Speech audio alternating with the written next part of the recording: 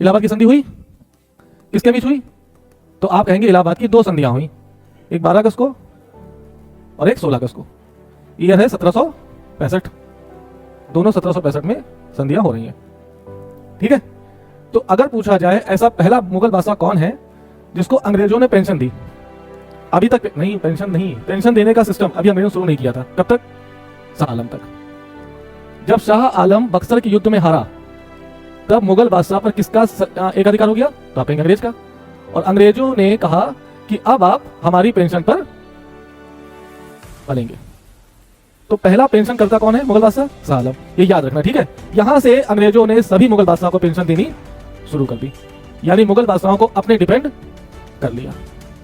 तो पूछा जाए पहला बादशाह कौन है, तो आप कहेंगे शाह आलम। ठीक है, आज हम पढ़ेंगे बक्सर के युद्ध के बाद बंगाल में द्वैध शासन।